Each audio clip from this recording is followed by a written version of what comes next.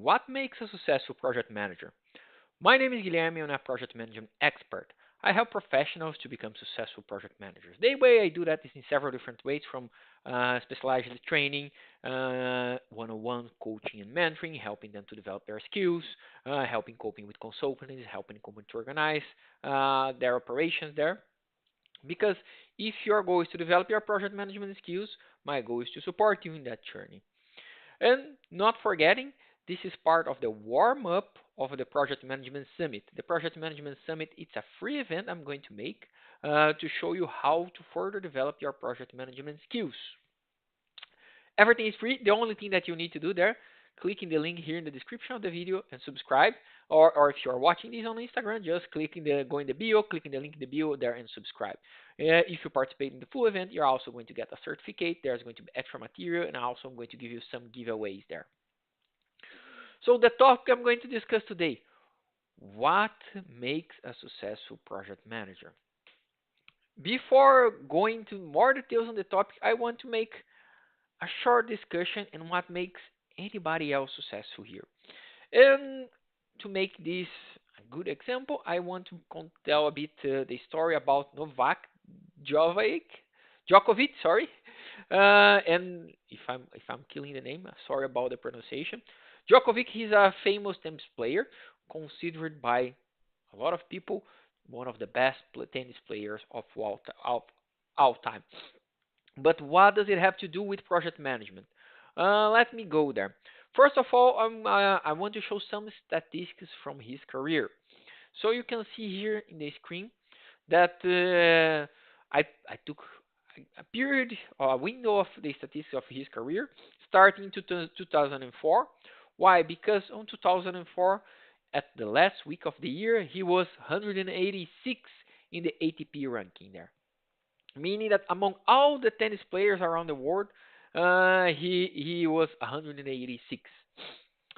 But if you look how many points he won in average in that year, comparing all the points that, of course, he played, and how many points he won 48% of the points that you can imagine there. In 2005, he won 49.3% of the points that he played, but that put him in the 7th, 8th position of the ATP ranking. In the year of 2006, he won 51.8% of the points. That put him on 16th of the position there. 2002, 52%, almost 53%. He was the third in the ranking. And then, of course, he stays in the ranking around that average point. So finally, in 2011, the last week of the year again, he won that year. He won 56% of the points. Then he was the number one, and of course after that he was number one a lot of times and so on. But why I'm bringing some tennis statistics here, and what does it have to do with anything? Because a lot of people ask me, what does it make a successful project manager, and what's the difference between who succeeds and who not succeeds as a project manager? What I want to show out with this statistic is that you're never going to see one big thing say, oh, this person here is using critical path. This person here knows waterfall. This person here knows business case. No, usually it's a combine of a lot of things and done with consistency, and a lot of things that you work in improvement through time. And of course, and again, why I'm talking about project management and tennis about the same time, because here you see one of the best tennis players, and you see here a window of few years, 7 years, and you see the gap of his performance. So, and of course his position, he moved from 186 to number one, or if you compare with already the 16 year, the improvement that he made from one year to another, it's probably an incremental improvement. So it's not something very big that you're going to see there. But he was working on his foundations every day, and he was working to improve every day. But if you look for his average performance, he just moved from 48 from less than 52, less than 4% of improvement here in around 2 years, 3 years. So he was not looking for a real big thing, a real big motion that he would make, that he would win.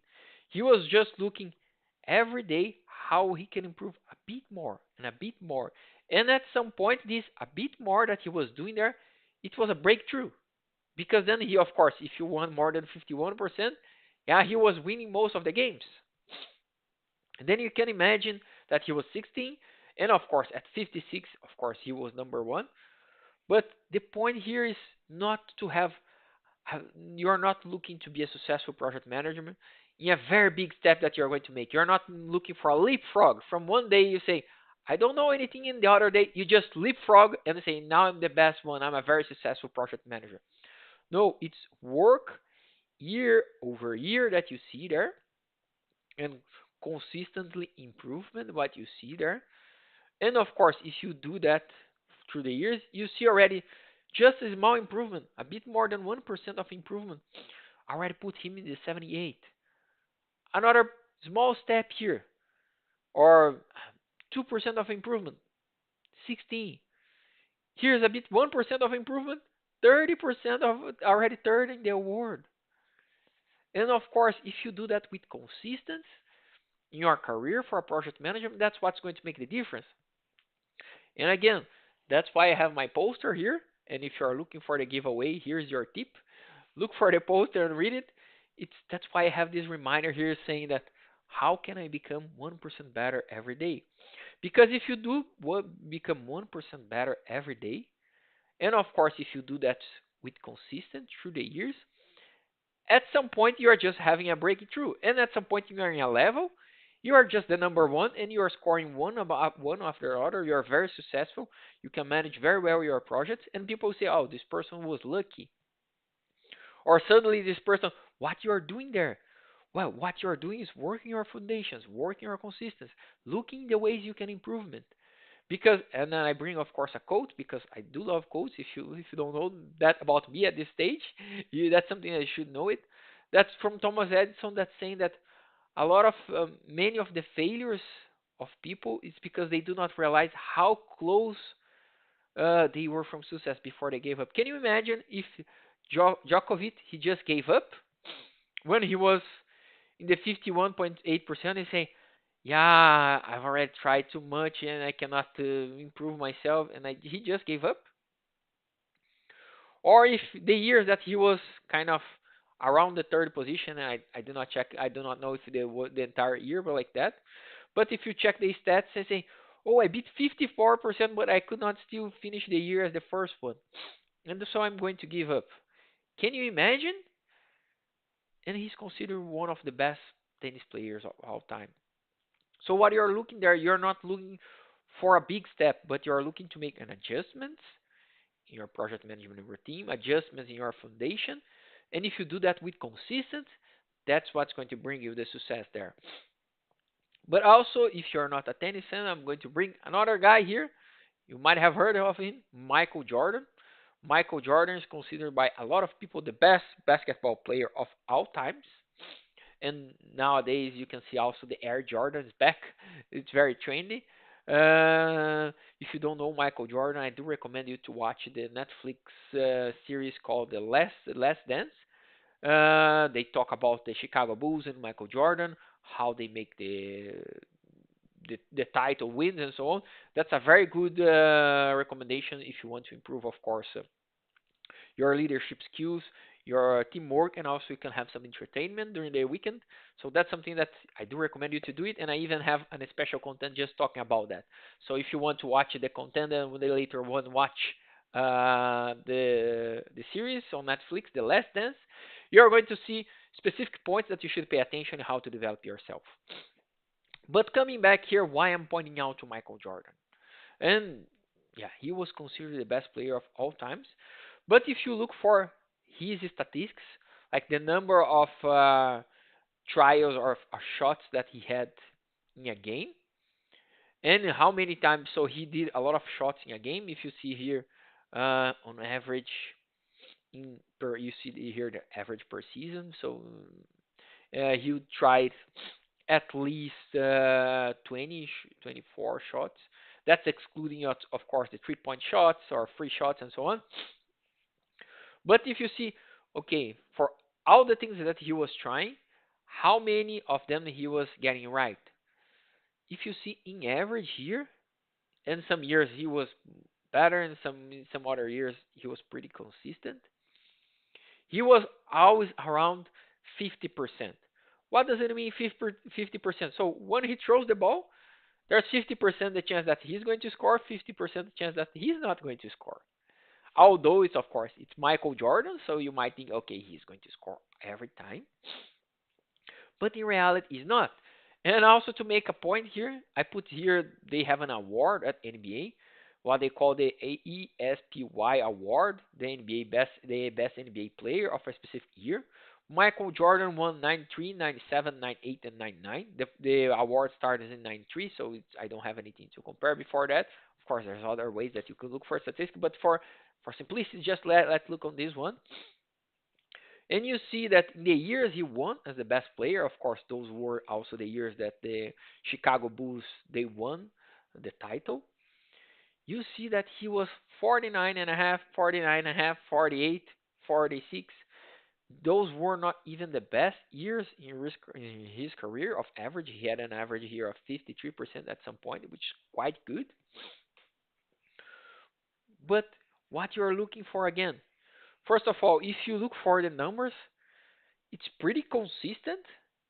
You don't see a lot of variation. He was always about the 50 something here, which of course quite good. You don't need to say that's of course why he's considered one of the best basketball players of all time. So he had an average in the career of 49.7% of all the shots he won. But you see a lot of if you want to see also there's a lot of failure. So that he was not getting everything right because a lot of times when you talk about successful project manager, people think you're going to get it right all the time. You're going to be on top of everything. You know everything that you're going to do. You know all the answers with your team. No. And I'm showing you here Michael Jordan, he was not scoring all the points that he tried. But what's the point here? He kept trying it. It's not just because he tried a shot there. Oh, I lost it, so I'm not going to try anything else. He kept trying. He kept trying, and he would make it a lot. He would lose a lot. But the point is not trying something and stopping it. And about the same thing that you can see here with Djokovic. It's about consistent. You see here also the numbers. It's around 50%. So it's not like he was scoring all the points that he tried. Even though, and you can look for further statistics if you want, even though that he's quite good, he won a lot of Grand Slams, he's not winning everything. A lot of, and even this point that he got 50% right, yeah, he was still losing a lot of points. But he was not saying, oh, I lost this one and put himself down. So that's not about it. So it's about improving yourself every day, trying to work to improve yourself every day. And then it's also being consistent. And you see here also from Djokovic, but also from Michael Jordan, they're already, of course, that's why they're professional, very high level, but they were quite consistent in what they do here. And you see what brought them the the results was not something very different. Was not like achieving 95% of winning points. It was not having. It was not doing something very special. It was training the foundations, and of course, for Michael Jordan, if you watch The Last Dance, you're going to see what else he improved from the beginning of his career that he started at 51. He improved in leadership, team playing, but that's all those things, and that's why, of course, I'm talking about the sports and I'm talking about those very successful sportsmen here. We are looking for consistency.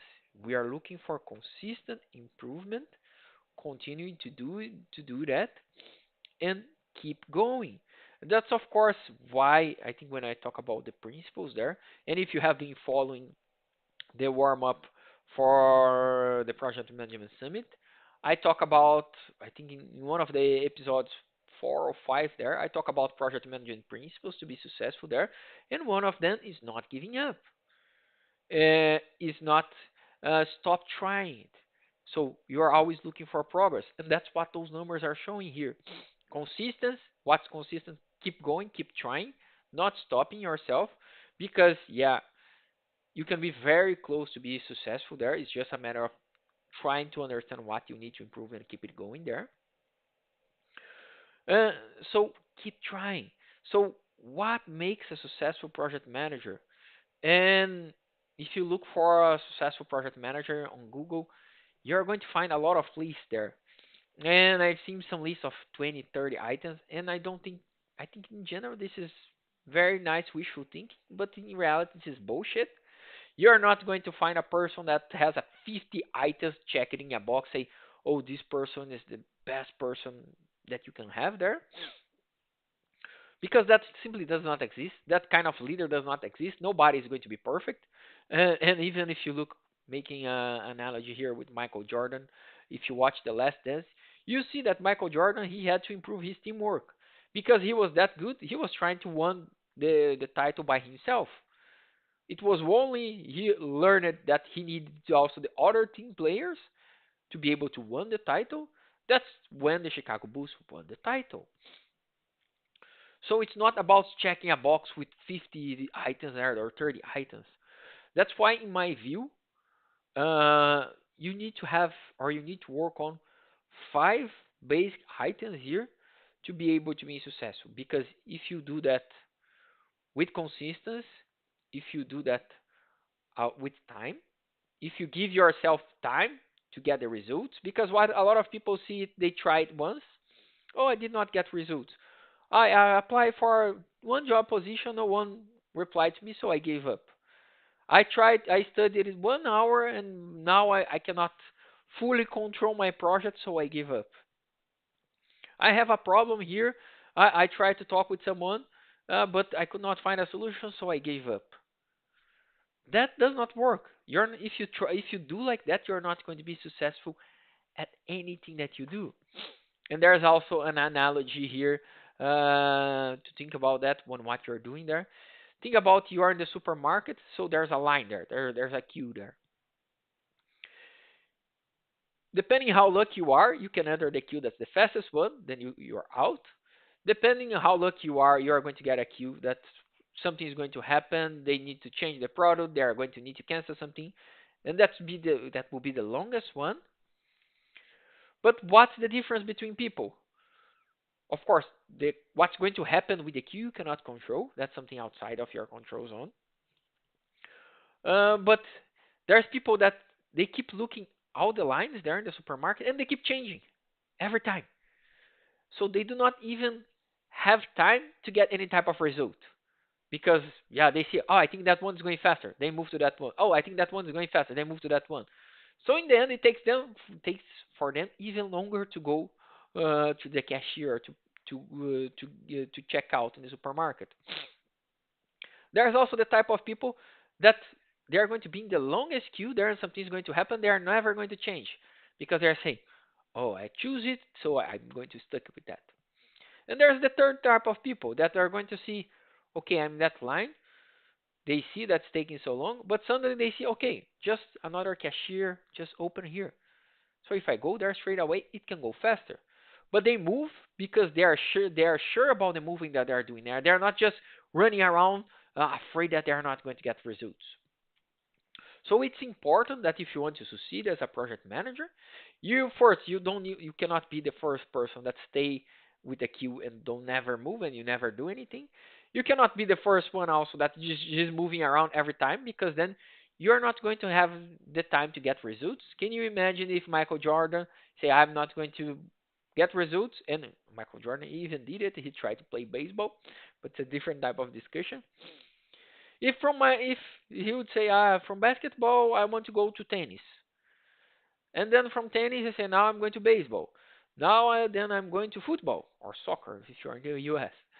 And then you keep changing. What's going to happen? You're not going to master what you need to do. You're not giving yourself the time to improving something, and you're not giving the chance to see the result of your consistency.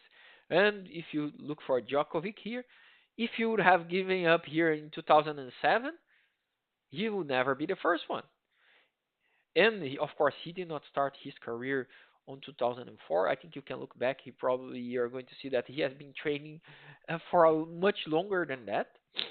Of course, usually those people they start to train when they were kids or even teenagers. So they are doing that already for years before they can reach that point. And that's the same thing about you. So talking about what you need to be successful as a project manager there. Let's go for the first one that I already mentioned. You need to be able to adapt. Making the analogy here, you're in the supermarket again. What's adaptability? You see a possibility, a concrete possibility, because your line is taking too long, your queue is taking too long. So what you do? Oh, here's a concrete possibility. I'm sure that is going to bring me more results. Then you change, or you see much better possibilities there. So you change, you adapt. That's adaptability. That's going to be required for your project.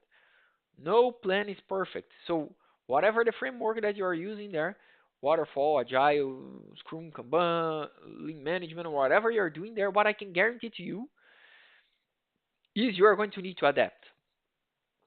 Because the product you're developing, you're going to have a issue with testing or a issue with qualification. The customer will ask you to change something. The market, you change it. Or someone in your team is going to leave it. Someone in your team will get sick. Not I wish that anyone would get sick, but that's the world that we live in. Someone in your team might go in a maternity leave. That's part of life. And that's a good part of life, by the way. So you're going to need to adapt. So you need to learn how to adapt. You need to have a strategy, what you want to follow. You need to have a plan. You need to take action with consistency to improve yourself. Remember, 1% better here every day. And you need to give yourself time, of course, to see the results. But while you are applying something, you need to keep learning. That's why the learning mindset, the feedback loop. You're always learning, adding feedback in your system there, learning what you should improve there, because then you start to grow. And I like Jakovic curve a lot because you say what you're looking for. You're looking for okay, you're in 48%. You're not in the top ranking. Okay, what you're going to do next year? Okay, I'm going to improve 1%. You should do that in 1.3% in 1 year. Quite a lot of improvement. If you see the positions here, that's a lot. 186 to 78. If you compare here the 48% with the 1.8%, it's even more because here you're talking about less than 4% of improvement and it's from 186 to 16. So that's what you need there. So looking how to improve yourself every step. That means learn waterfall if you're only using Agile. If you're only using Scrum, learn waterfall because what you're going to learn there will help you to understand how you can better adapt. Will help you to new with new tools. If you are working with construction, only waterfall, learn Scrum. That will help you to learn new tools, will to help you to broaden your view about leadership, about teamwork, how you can improve things in your team. If you already say I know both, okay, study leadership, study teamwork, learn finance, learn lean management or lean manufacturing or Toyota production system, whatever you want to call it. Because then it's going to broaden your view and of course going to give you more tools. So those two things are fundamental here. But then you also need something else because if you want to if to apply adaptability and learning mindset, you need to be proactive there. And recently I was in a one-on-one mentoring session, and that there was something that I mentioned that's okay. If you want to study, if you want to better improve your results, study this part here. In this case, was a product development. I told the person, say, study the bill of material of your product. Understand what are the different stages that you have there into production. Understand the flow from where the good starts and from where they ended. What do you need in those different steps of the flow? How those different steps of the flow interact in the project? And she was just telling me, yeah, but you don't see anywhere someone telling you that. And I told the company should make sure that you learn something like that. And I told her, yes, but I'm telling you that I do not know. Maybe at a certain level, yes, the company should better help you and do that. But you can have basically two perspectives. You say, no, but the company should teach me something because then I'm going to improve myself. Or you can be proactive and say, that's something that I think is important. I'm going to learn either way, either if the company is helping me or not. That's being proactive. You can apply this for your project. I have the project that has a problem. So I'm going to go and talk with my team. I'm going to go and ask my team if how the project is going on. It happened that I think probably last year I was talking with a junior project manager and he told me I assume I don't check my timeline because I assume that my team is following my plan. Otherwise, they would have said something to me. And I was like, Jesus Christ, what world do you live in? And this was the person that has all his projects with a lot of problems. Of course, if you always assume that everything is right, you don't need a project manager. Just make a plan in the beginning, throw it out to the team, and ask them to execute it. So this is not being proactive, it's just being reactive. What a proactive approach would be. You are going to check in, we are going to talk with your team members. Ask what's going on, what are the challenges, what are the next steps, what are the risks, if they need support. Have this, make sure that they are interacting with each other. This is being proactive. And of course, the sense of ownership. Instead of waiting someone to tell you, say, I'm going to take the initiative there. I'm going to take the first step there. I'm not going to sit and wait what I'm doing here. So this is quite important. And the other very important point, anti-fragile. And in the past, I had this as resilience, but I like it very much. The definition of anti-fragile from Nassim Taleb.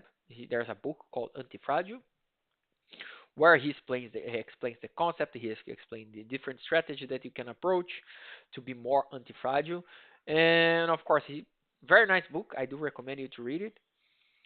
But what's the point in being anti-fragile here? Why I'm saying this is so important to be successful as a project manager? Because whatever it happens, you're going to face challenges here. And can be all types of challenges. It can be personal challenges, can be challenges into your project, with your team. A lot of times you're going to fail, and fail is just, or maybe you should not even call a failure. It's just you're going to have an unfavorable outcome, something that you don't want it. So what you're going to do with that? You're going to let this stop you, or you're going to learn with that. Then go back to the learning mindset. What can you learn with that? What can you learn in this process there? What can you learn that will help you to move forward? Because I've already shown you the data. Djokovic, he was losing most of the points that he was playing. Listen to this again. He was losing most of the points that he was playing in the beginning of his career. Number one in the ranking. Although he's number one, he's still losing 44% of the points that he was playing.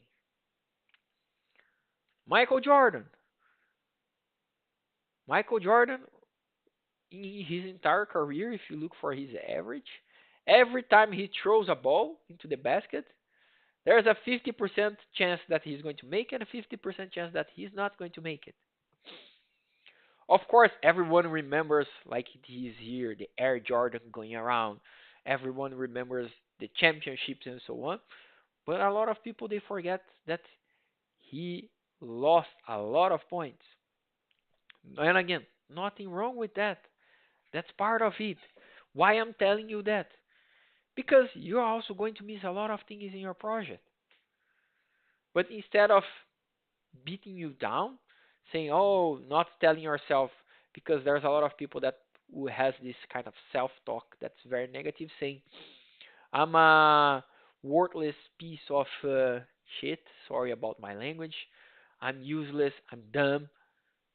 Don't talk with yourself in that way. And I've seen, I do not know exactly which trainer said, but he says, if think about the way you talk with yourself, think about how would a friend of yours would react if you talk with them in the same way. Depending how you're talking with yourself, I can guarantee to you that you will have no friends. So what these stories that you're telling yourself, they're very important. And we are going to talk more about that, of course, in the Project Management Summit. But what I want to make sure that you understand, if you want to be a successful project manager, it's not. That's also why again I like this quote. It's not a very dramatic difference that you're going to see here. It's not a trick that I have. It's not someone say, "Oh, but it's not. I'm not working 10 hours more to get better results." I do not have a very. I'm not. I don't have any specific a very advanced trick on Excel, very advanced trick on an MS Project, or a very good Power BI. Of course, if you like, I'm quite good with MS Project, and I think I can do what I do there very well. So of course that helps, but if you know the basics on MS Project, and if you do that with consistency, of course, you can improve in what you're doing with the MS project. But it's not because you know MS project that you're going to be a successful project manager. And to tell you a story, in the beginning of my career, I was hired to be a planning and controlling engineering projects. So I was overseeing big projects. There are some projects, the range on business case of the first one was a business case of around $50 million. I had to plan the construction. It was engineering, procurement, and construction. I had to plan the construction on 10 different sites, different cities. The purchasing there of hundreds of equipment and all the engineering part, all the design part, the civil design, mechanical design, electrical design for those 10 different sites that should go. So there was kind of a lot of complexity because of the size of the project. And of course, when I started working this project, I did not know anything about MS Project. So I learned everything I know by that by working with that. And of course, at some point, I had a very decent knowledge. I'm not saying that I was my knowledge nowadays is much better because, of course, I've used it more. But what happened is then the company, the way they structured the company was organized.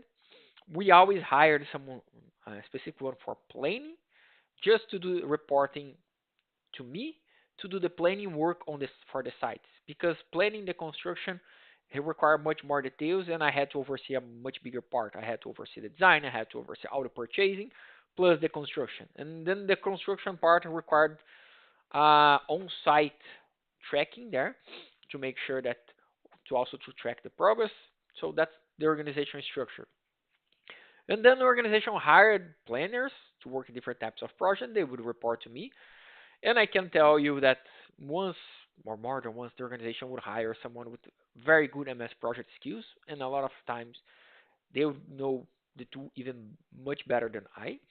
But what I'm telling you that story because once this guy started, he was just I think he just did a good training MS project or whatever. He comes, yeah, I took your timeline here, I changed this, I changed that.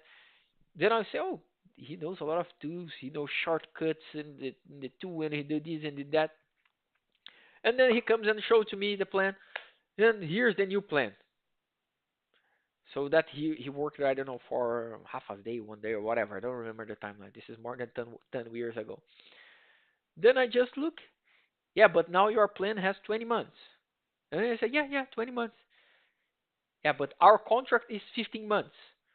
That means if we are 5 months delayed, and we are going to pay 5 months of daily penalties, daily fees that you pay per day of delay. Then he looked at me saying, so doesn't this plan does not work? Nope. go back to my plan, to the 15 months plan. And of course, in general, what you don't want to create something that's fictional or that's impossible to achieve. But you cannot plan some. If you're already planning something that you're going to fail, that's also not a good plan. But why I'm saying that? So it's not the tool; it's about how you use it, and that's basically for everything. It's not waterfall, it's not Scrum, it's not Kanban, it's not Lean. But what can you make with that? This is what's important there. So you're not going to. That's and why I'm saying that, because those are not very big things that you're going to learn. Because what do I need to learn? Well, you need to have a very good foundation, and you need to be able to exercise this foundation properly. That's how you're going to be a successful project manager. It's not that you're going to come up with something that's very different and then say, oh, I learned here a secret technique. That's like if you like martial arts, you learn like the kick of the rounds kick there, and then you're going to win. No, of course, learning a new technique is always good. It's part of your learning mindset there, and you of course you learn how you're going to adapt, what you can implement there. But that's not what's going to make the difference there. The difference and the results that you are looking for will come from your consistent, and it will come from your consistent improvement there.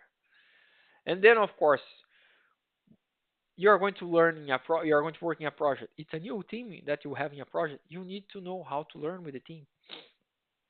What's the personality of your team members, how they interact, what you can expect from each team member. Some people there you are going to see there's a lot of people that they overpromise a lot and they do not deliver anything. Some people they love to underpromise and over delivery, which is also very good to work with these people. Some people, if they have a